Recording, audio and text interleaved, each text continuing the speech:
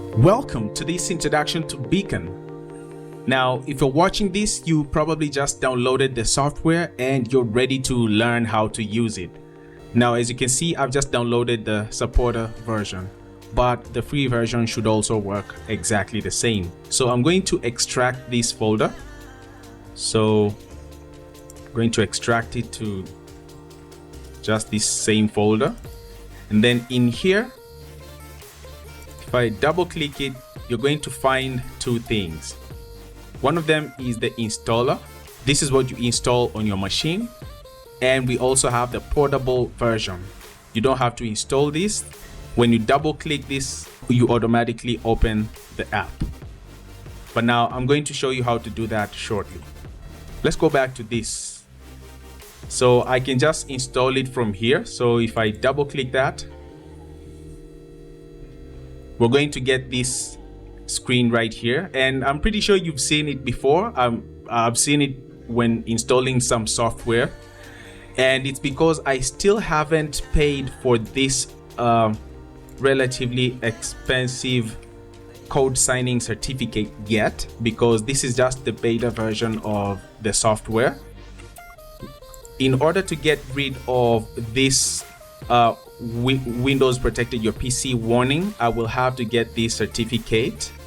And once I get the certificate, when a user is installing the software, they won't see this. They will see the next step. So what's the next step? First of all, let me just say more info, then run anyway. Now that's going to disappear. I'm just going to go back to my installer. Here's the installer. Now let me double click it. And now here we are. When we have this certificate, we're going to, when you double click this, it's going to take you directly to this installer. And that's what you expect from a trusted software. So that's what I'm aiming for very soon. But let's go ahead and install it. Agree. I'm going to install it to the Beacon folder. And there we go. It's going to ask me if I want to run Beacon, and I'm going to say yes. Finish. Now, the first time you open Beacon, you're going to be asked for your license key. But for now, you can just go ahead and enter 1, 2, 3, 4. Just follow this pattern right here and hit enter. But in the future, that's going to require a real key. Now, looking at this right now, here is a quick introduction to the ACT framework, and you can go ahead and read it. Now you can say, don't show this again, but if you want to come back to this, you can always access this guide by clicking the help icon in the header. So let me just dismiss this. Now, before we start, you're going to get this quick interactive product tour to show you the different places in the app. So let's go to step 1. So the first place you want to go is the content bank. This is where you list the videos or content you want to create. Just whatever content ideas you're having at the moment when inspiration strikes, put it all in one list and then move on to the next step, which is organizing all those ideas into groups. And groups in this app are called playlists. So next step, playlists. With your video ideas listed in the content bank here, you can now group them into playlists and open a playlist to start working on your content. We're going to see how to do that. Next step, here in the content pipeline, this is where you see what content you're working on every week. A bird's eye view of everything you're working on. And this is the main place you're going to be working from most of the time, but we're going to see it. Next step, you're going to see your 52-week progress on a GitHub-like contribution graph. These boxes here, and we're going to see them shortly.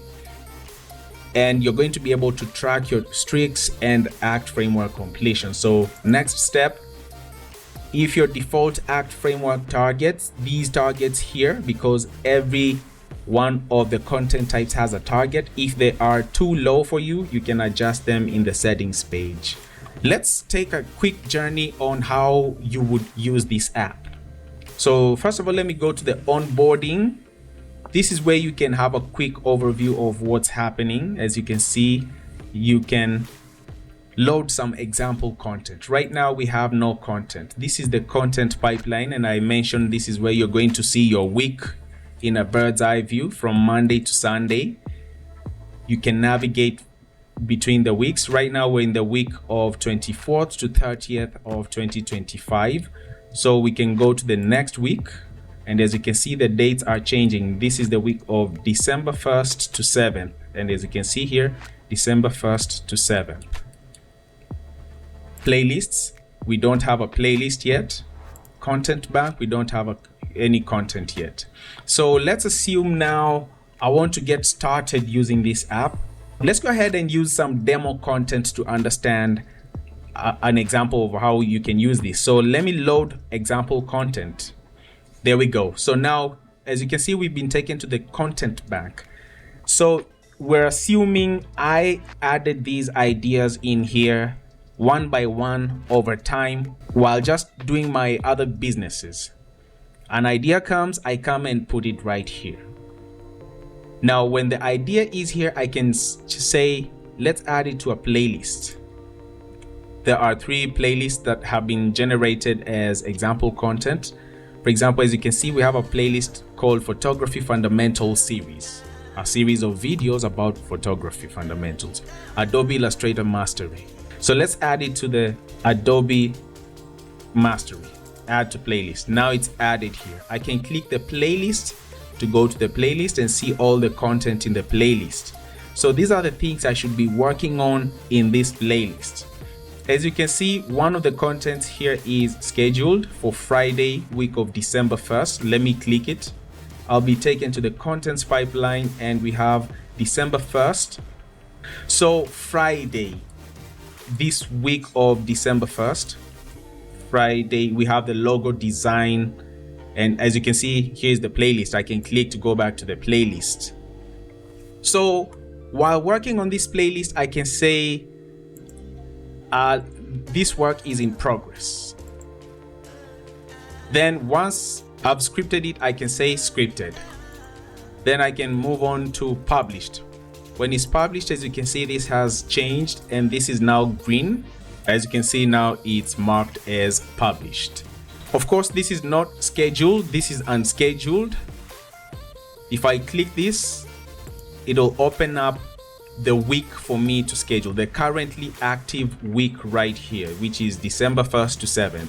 So unscheduled, automatically I can say, let's put it on Monday, then schedule. If we go to this day, now here it is. What was it, by the way? Ultimate guide. Yeah, the ultimate guide. So I can see what's in this list. Let me clear this. If I finish everything in here,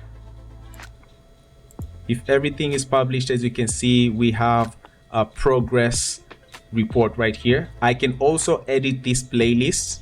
I can add some description here. Let me just grab some text. Let me just put this here and change this thumbnail, maybe saved pictures, screenshots. Let's use this bike, then save changes. Now, as you can see, that's how our playlist looks. I can click here to read more about what I had written about this playlist, or someone else who wants to view what this playlist is all about. Now, if we go to the weekly stats here, as you can see, if we look at my week, I have a published anchor content type and several published. Now I have a published core content. So if we go to weekly stats, I have one anchor content published, and I'm expecting to have 0.25 because it's one per month. This is looking at per week. This is looking at least one per week because the target for core content is at least one per week. Look at that tooltip. Target at least one weekly. As you can see, I have finished only one tips content pipeline. only one tips content is marked as published. If I mark these as published,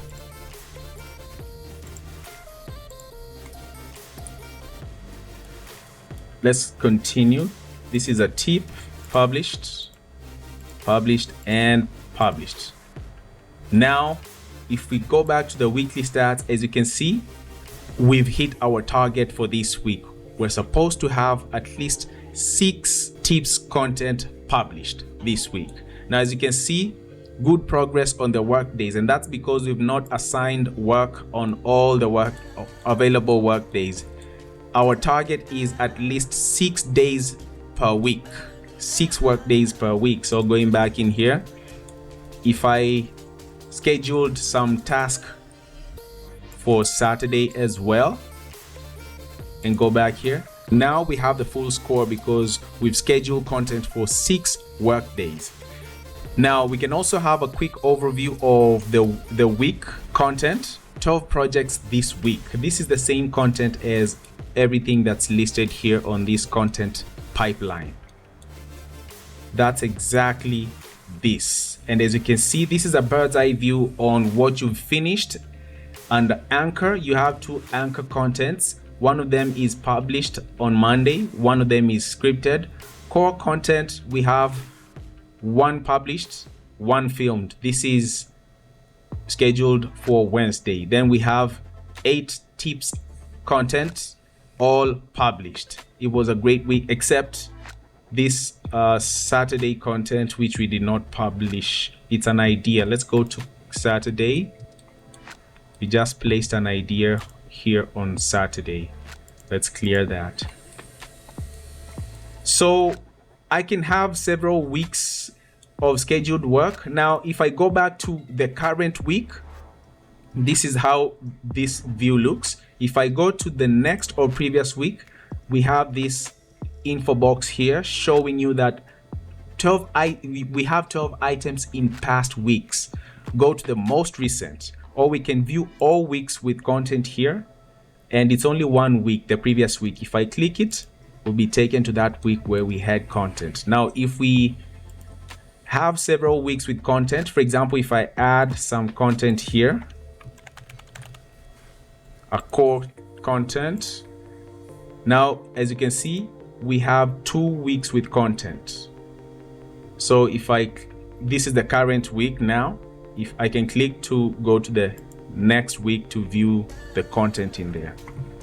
We also have an FAQ page with answers to all the most frequently asked questions regarding updating content. Should I uninstall my current beacon before installing a new version? No. Will my data be deleted if I update beacon? No. All those questions. Going into the settings, you can export your work in JSON format. And that exports everything, including your playlists, content bank, the content pipeline, your stats. Everything is exported, and you can always import it in the future. Now, there is also this CSV import and export.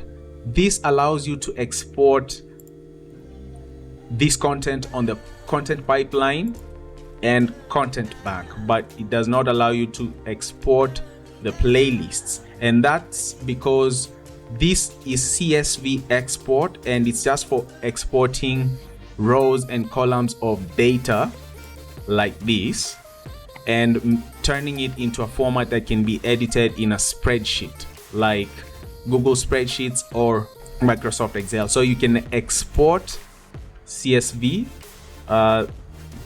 Let's go to the downloads, export there, and we've exported 36 items. If I clean everything here, now we have nothing in the content bank. If I import, go to the downloads, this is what we just exported. Double click that, import, everything is restored except the playlists. The playlist will be imported with this cryptic message, which is not what we want, which is why we want this JSON import and export. So let me just clear everything.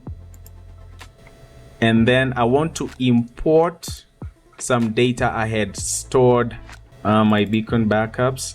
This is the last backup I had. Just to show you, my content is empty now. Content pipeline and playlist, because I've deleted everything. Now let's go to settings, import. Let's go to 27th November, and we've imported them. If I go to playlists, as you can see, I have my playlists here, the content pipeline with content in, let's go to, yeah, this week has some content here on Thursday. This is the current week.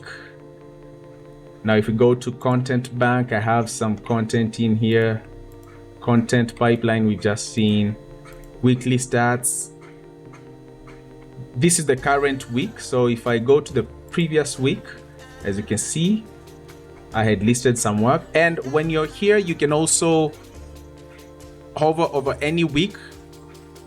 Now, as you work on your content every week, this is soon going to be filled up throughout the year. This is from these are 52 weeks. So if you've been working for 52 weeks, you're going to have color coded boxes all over. So you can go to a specific week and see the dates and choose, let me see this date, and see a snapshot of what you did. You had 9 content pieces, and you published only 3. You can close that and go to this other week of 11th. See that you published 7 of 20 content pieces. So as you can see, Beacon gives you a bird's eye view of your weekly content output. Instead of giving you too many options that you get with project management tools, this is a tool specifically created to be a pipeline for your weekly content. As simple as that. So I'm very excited to see what you're going to do with it. Now, you can also replay the product tour that we started with, just in case you want to remember what everything was all about. You can also change to dark mode, to light mode, and view your content in that view. So yeah, basically that's everything I had to cover on Beacon. I hope it's going to be helpful. I hope it's going to change your content creation strategy for the better. Let me know what you think. I'm really looking forward to getting feedback from you. If you find any bugs, let me know. If you notice any missing features that are very crucial, let me know. I could really use more feedback from real users out there just like you. Now, before I go, I've just remembered I promised you I would talk about the portable version. So as you can see, we have it in this folder, and I mentioned if you open it, all you have to do is double click this and it will open up the app. So let me just close Beacon right now. It's closed. Let me also close that, minimize that. So now if I double click this, it will first do that check once again because it can't run without that certificate. So let me just run anyway. And now it's just gonna run.